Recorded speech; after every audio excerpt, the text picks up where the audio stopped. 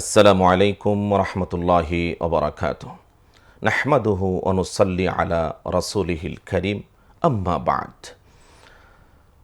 Pen vision টিভির আলোর পথ অনুষ্ঠানের সকল দর্শক শ্রোতাকে আন্তরিকভাবে স্বাগত জানাচ্ছি। আমরা এক্ষণে পরিমিত সময়ে কথা বলছি রাত জেগে ইবাদতের গুরুত্ব নিয়ে। আল্লাহ রাব্বুল আলামিন আমাদেরকে না চাইতেই এ সাজানো দুনিয়ায় পাঠিয়েছেন তারা আবদ করে, বন্দেগী করার জন্যেই। ওমা খালাকতুল জিন্না ওয়াল ইনসা ইল্লা লিয়াবুদুন। এই যে ইবাদত, এর বিভিন্ন দিক আছে, ব্যাপক পরিসর আছে।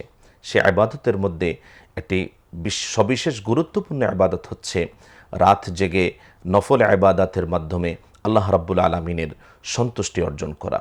যে বিষয়টা কথা বলছি, আমি ঠিক দুর্বল মানুষটিও এই আশায় এ বিষয়ে কথা বলছি, যেন বলতে বলতে আমার ঈমানটাও জাগরিত হয় অনেক বেশি।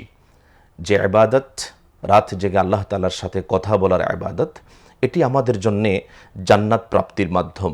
কোরআনে কারিমে আল্লাহ রাব্বুল আলামিন সূরা সাজদা ইরশাদ করছেন, আউযু বিল্লাহি মিনাশ শাইতানির রাজিম, তাতাজাফা জুনুবুহুম আনিল মাদাজি'i ইয়াদউনা রাব্বাহুম খাওফান ওয়া তামাআ ওয়া মিম্মা রাযাকনাহুম ইউনফিকুন ফালা তা'লামু নাফসুম মা উখফিয়া লাহুম মিন কুররাতি আ'য়ুন জাযাআম বিমা কানু ইয়ামালুন।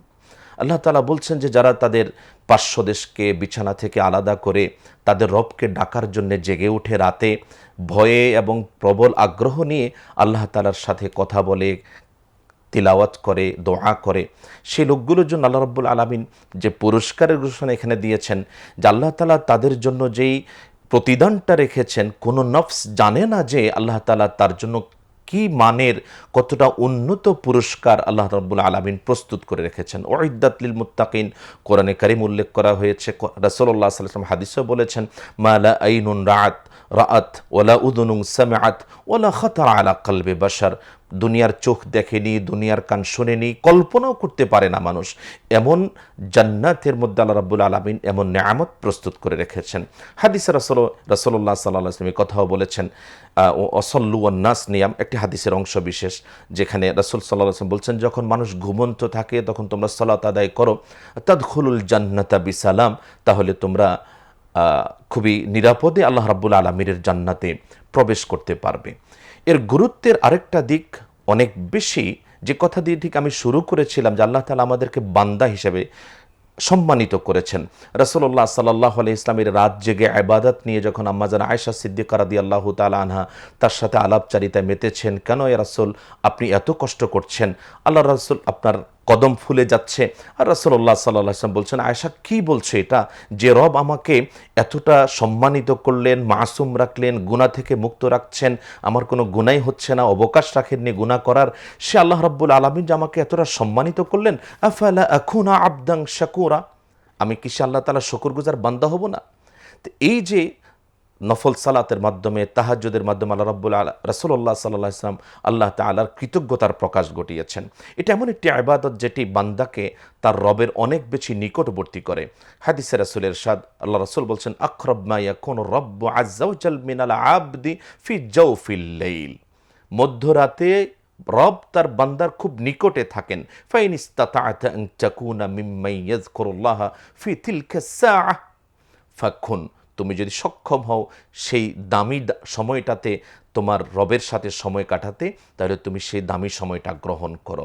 এটা এমন একটি ইবাদত যেটি বান্দার গুনাহগুলো মুছে দেয়, মাগফিরাত লাভ করার রাস্তাটাকে অবারিত, দরজাকে অবারিতভাবে খুলে রাখে।